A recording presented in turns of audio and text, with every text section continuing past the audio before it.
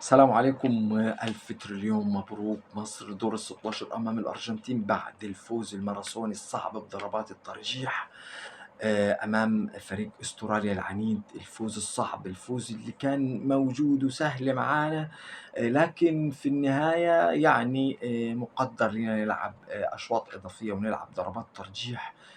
فوز يعني رائع وفوز مهم، وفوز ضروري على منتخب أستراليا 1-1. وأنا قبل كده قُلت لكم إني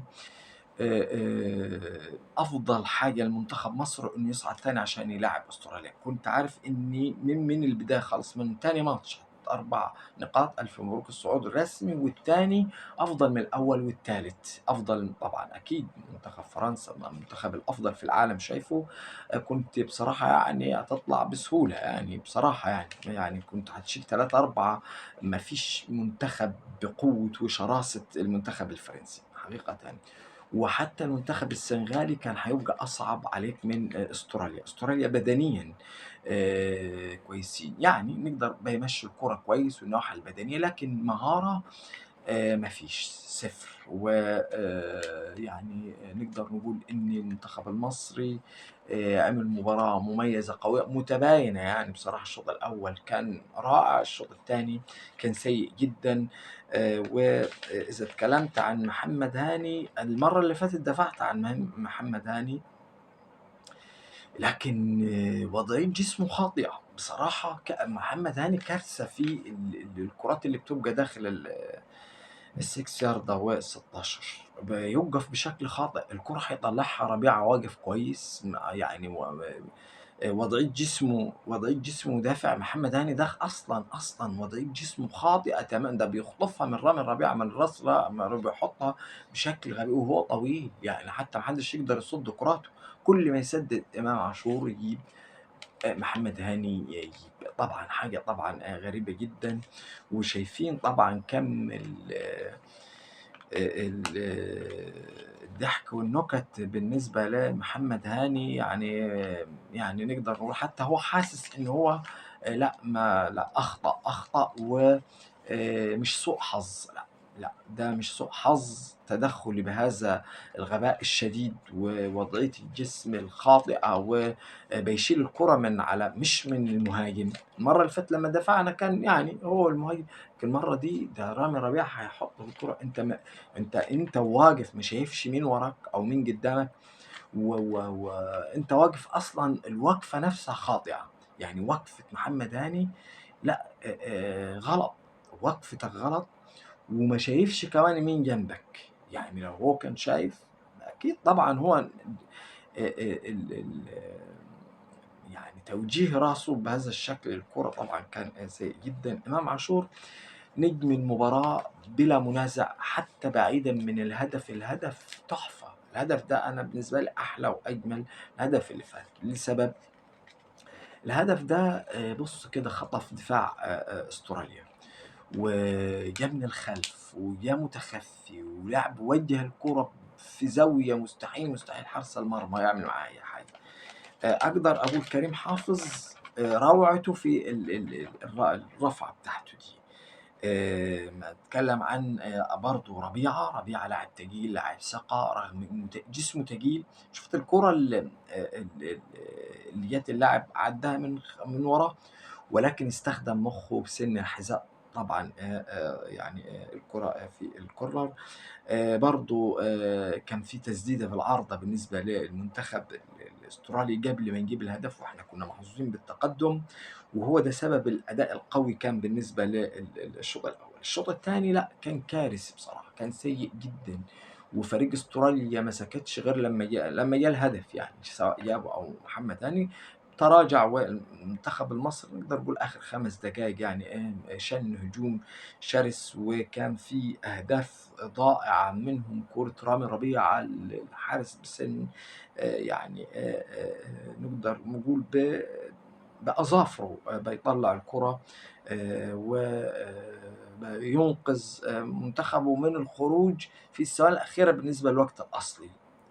كمان كان في انفراد لمرموش أضاعه. مرموش مش في الفورمة، مرموش متأثّر نفسيًا، يعني مرموش مضغوط، إنه ما لعبش في البطولة، عشان كده هتلاقيه ما يعملش. طبعًا أكيد شُفنا هيثم حسن، واحد من النجوم، واحد من اللي عمل لك التحوّل كويس بالنسبة للمباراة.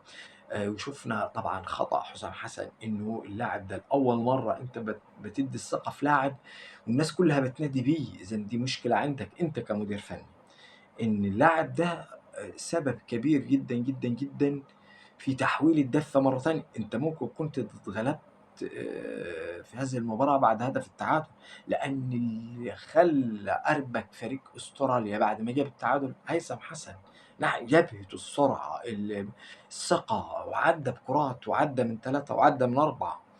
فأكيد خطأ. وشاركة حمزة، مُصِر يحرج حمزة عبد الكريم، لاعب صغير، ولكن ك زي ما أنت شايف الصورة، وزي ما أنت شايف الشكل، لاعب صغير مضغوط، يعني حتى لو كان في مهارة مستقبلية أنت كده بتحرج اللاعب. بصراحة مصطفى زيكو ما يطلعش، حاجة غريبة. غياب فتوح، فتوح مؤثر، لفتوح مهاري، وكريم حافظ يكفي التمريرة اللي لعبها. يعني هو أقل شوية، هو للأسف أصيب ناحية الشمال، دي فيها مشكلة، أكيد كارثة بالنسبة لحسام حسن. مهند لاشين مؤثر أكيد. منتخب أستراليا ما ينفعش تغلب منتخب أستراليا، أقل منك بكتير. أما عندك محمد صلاح ومرموش ونجوم في أفريقيا على أعلى مستوى. كان لازم أنت تفوز، وتفوز كمان من الوقت ال الأساسي، مش يعني من ضربات ترجيح. لكن في أخطاء كتيرة جدًا عندينا، أخطاء أثّرت، وبالإضافة نقدر نقول برضه كان في سوء حظ بصراحة. يعني بالنسبة لكرات عديدة راحت من منتخب مصر. لكن لغاية دلوقتي أنت كمنتخب مصر كل الفرق اللي لعبتها ما فيش، إحنا لا في مجموعة ولا في دور 32 لعبنا فريق أو اسم كبير. كل لعيبة، كل الفرق منتخبات نقدر نقول إنها محدودة. وحظ مصر كويس إلى يعني لغاية دلوقتي. فريق الأرجنتين أكيد فريق من الفرق الكبيرة، لكن الأرجنتين دلوقتي مش بقوة أرجنتين 2022. أرجنتين تخيل بيعتمد على ميسي وهو في سن ال40، من 8 أهداف بيجيب 6 أهداف. ميسي الأسيستات بيبصم على كل كورة في الدفاع وفي الهجوم. أنت لازم تقفل، تعمل كماشة لميسي خلاص. أنت أعتقد يعني 80% من قوة الأرجنتين يعني إيه هتروح مع الضغط على ميسي. من وجهة نظري هتقول لي طب الرأس الأخضر؟ لا أعتقد الرأس الأخضر 150 ألف نسمة، يعني ما أعتقدش تبقى معجزة كونية لو إنه اتغلب على الأرجنتين. لكن الأرجنتين أعتقد هيفوز، وهيفوز ممكن بنتيجة كبيرة.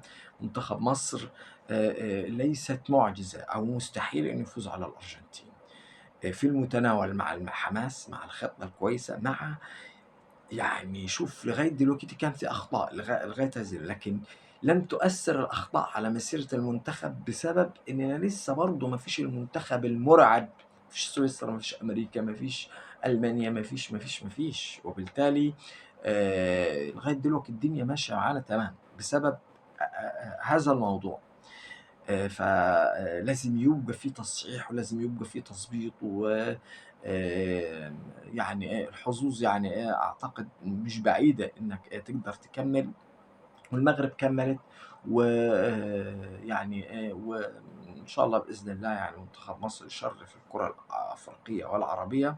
أداء قوي، وألف، ألف تريليون مبروك لمنتخب